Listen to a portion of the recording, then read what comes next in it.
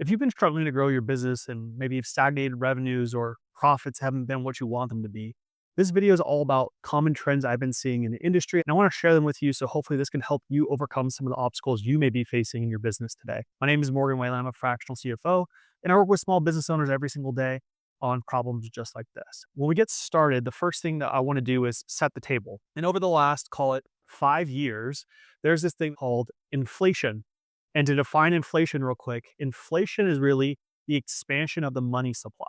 And so what that means is there's a certain amount of dollars in circulation. Government borrows, there's more money that's printed. When the new money is printed, that means there's more dollars in circulation, supply is up. It means every dollar that was in circulation is now worth less. Inflation's been pretty rampant over the last few years, right? At one point, it was up at like 8%, 9%. If you're a business owner, this is something you have to account for because every year when you have inflation, guess what's going to happen? All of your expenses in your business are going to rise. So if you have trucks and vehicles, it's going to cost more to buy them.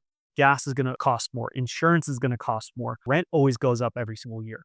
And so you can see how all these things just kind of layer on top of each other, and it just gets multiplied when you have inflation running rampant. And so on average over the last 5 years, I believe it's been around 4% increase per year. The reason why I bring this up is because a lot of business owners, as they start their business, they had profitability. They had a good amount of margin in their business. And then each year it slowly erodes over time. One of the things you can do to combat the inflationary pressures that happen is one, to raise your prices. So in your industry, there's really a range at which people sell the good or the service that you are offering. On one side, there's low end, there is the high end in pricing. And you're like, I want to price my services or my goods as low as possible. Well, then you're really on this left-hand side and you're playing a volume game. This whole thing is about how can I get as many people to buy from me? On the other end, this one's all about value. So people will pay as long as they feel like there's a good value exchange. So if you have a higher price point, the thing that you're trading off here is it's going to be harder to sell them, right? You have to learn more skills in sales and marketing. The buying process is a little bit longer, but typically you could charge higher prices, which means higher margin. Both of these strategies work. The thing that you don't want to do, though, is sit in the middle. This is the death zone right here in the middle, where you're, okay, this is average. I'm going to price a little bit higher. I'm going to price a little bit lower, or you don't even know how your pricing strategy works. You want to stay out of the middle and either pick, I want to go low and I want to be the low cost leader in my industry or in my area geographically, or I'm going to travel up towards the high end. I want to be in the top 80% of people in the industry for pricing, 90% or the top. But if you stick in the middle, you're going to be stuck at this point where you don't have enough margin to reinvest in the business to grow it to the next level based on what you're doing. So stay out of the middle and figure out which strategy you want to pick. So the second thing that I wanted to talk about was your team. And especially if you're a service-based business, your team is your product. They are doing procedures, checklists, whatever it is, to provide a service to other people. A lot of business owners, once they start building a business, when they charge average prices, then they go get average people because that's all they can afford, meaning the salary they can afford for these positions are average, right? If you go look online at PayScale or all these other websites that tell you how much people get paid, you'll find that most people see the bell curve and they find the middle and they're like, okay, how can I offer people a salary around the average? When you offer average, you're going to attract average. And so you're going to get average results for your product. The service-based businesses that are the most successful are the ones that have the best talent. Point blank, period, end of story. So if you want to build a business that is large and you want it to be able to continue to grow over time, eventually you're going to run out of talent on your team. You're going to have a talent deficit. If you don't have enough margin to then go out and pay for higher salaried people who be able to provide a better service to your customers. And guess what? When you provide a better service, more people talk about you. And when more people talk about you, then more people want to work with you. It starts building a flywheel that helps you grow the business to the next level. But it doesn't work if you're paying average salaries, typically. Now, there are some outliers where there's some great leaders or some people that want to work for inspiring mission. And so they're willing to take a pay cut and they're willing to do that. Totally understand. Let's call it a role is usually $50,000. You want to try to find at the 90th percentile and higher, because one, you're going to get way more talented people. And two, again, the quality is going to be better. So this over here might cost you, 100. And depending on the role, it might even be higher than that, maybe 250, 500,000, $1 million. In business, you want to skate to where the puck is going, not to where the puck is. So if you want to build a business that lasts, if you want to build a business that has a large impact, you're not going to be able to go there alone. You need a team, and you want to get the best team aboard the bus and on the right seats. A lot of that has to do with how much you're willing to pay them, because they're going to go to people that can pay them the most and have a good mission and have a good culture. But if you only have a good mission and a good culture, they might skip over you for someone who could do all three of those things. Keep that in mind, that you're not just thinking about today and how your business is barely getting by and you have low margins. You're thinking about, how can I build it in a way to where I can attract the top talent and have a team of all-stars with me to take this thing to the next level. The third thing that I usually see is all about payroll and cash flow, but I made a whole video about that. So go ahead and click the link above if you want to check that out later. The last one that I see often, and so referrals in business are great. They're the best thing. And for service-based businesses, a lot of times business owners are dependent solely, or a large part, on referrals.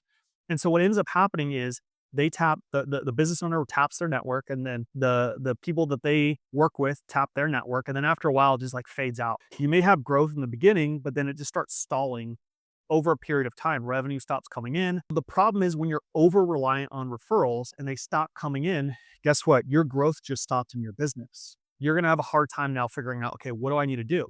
Well, the thing that you need to do is go get an acquisition channel. So you need to figure out a way to convert cold into warm. And I promise you, this is probably one of the hardest things you have to figure out, because if everyone knew how to convert a cold, someone who doesn't know you, audience into, okay, I'm going to purchase from you, then everyone would be a business owner. I see it really in two stages. You have the growth side, and then you have the efficiency. And so the growth side, or the build side, is really going from 0 to 1. Like, you don't have a way to convert cold audience into paying customers, and you have to figure it out from scratch. And so now you could do this on your own. You could do this with your team. You can bring in an expert, right? There's multiple ways you can go about this, but it's a lot of cost. It's a lot of testing. It's a lot of iteration, a lot of work getting from people who don't know you to, okay, I want to start services with you. Not a lot of people can sit in this growth stage, the 0 to 1 mentality. And so a lot of times the owner, the founder, has to be here building this, because they're the one who has the drive, the motivation, and the desire. Where most people are good at and where they live is in the efficiency side. So going from 1 to 100, they come in and they're like, oh, okay, the process is already built. So we already have something flowing. We have maybe like a little small turn on the faucet. How do we crank the faucet open more, right? That's the difference here. If you don't have an acquisition channel yet, then you need to start in the growth phase. And that means it could take you 3 months, 6 months, 9 months, 12 months to build something that then can start flowing into, again, from cold to warm. And there are 31 flavors or different ways to do acquisition and to convert or find cold audiences and get them to buy from you. You got to pick one that aligns with your skills, your abilities, and that won't take you the longest to learn. Let me give you a really quick story. I had a friend of mine reach out to me recently. He's like, "Yeah, I'm looking to figure out ways to get more businesses, more clients." I'm like, "Okay, what are you thinking?" He's like, "Well, I want to try Google ads." And I'm, okay, have you ever ran Google ads before? He's like, "No." Do you have a website? No. Do you know about copywriting? No. Have you set up a CRM before, and automations and tracking and attribution tracking? No, no, no, no. I'm like, okay, why do you want to do Google ads?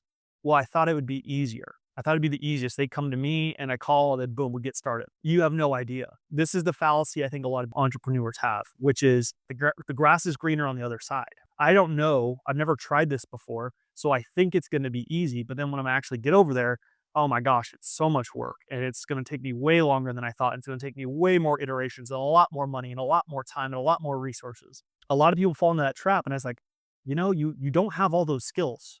So maybe, what skills do you have? And he's like, well, I did door-to-door sales for 3 years. And I'm like, why don't you do more of that? Why don't you go find those business owners, find their addresses, go to their business, talk to them, because you know how to talk, you know how to build a relationship really, really quick.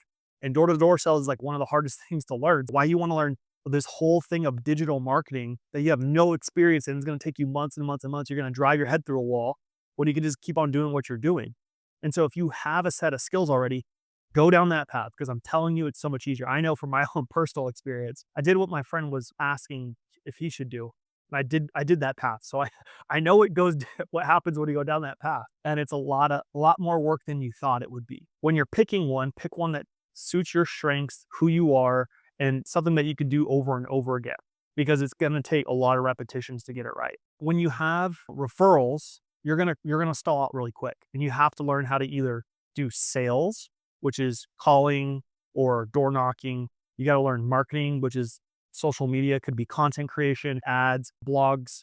If you're a really good writer, it could be writing emails and copy and things like that. So you got to figure out what your strengths are and play to that to build your acquisition channel. And you got to give it a good amount of time because all the acquisition channels work. They're there, they're tried and true. You just got to put enough time into which one. And you can't look at any of the other acquisition channels and say, "Oh, I'm going to go try this one." And, "Oh, I'm going to go try that one," because then you start the learning all over again. So find one that works, stick to it, and then once you get out of the growth phase and get into the efficiency phase, now you've had that built. When you have referrals, people that you worked with for 1, 2, 3, 5, call it years, you're a lot more hesitant to raise prices on those people because you've built a relationship, you feel kind of bad, and it's hard to do that. But when you have a new channel and new people, you can just say a new price when you talk to them, and now you're increasing your margin. It's a lot easier to do it with a brand new relationship that you're starting than one that's already been there. Those are the three things that I wanted to hit on. So hopefully you found something that was helpful, a gem for you to then use in your business to be able to grow to the next level. So that's it for this one. Don't forget to like and subscribe, and I'll catch you on the next one.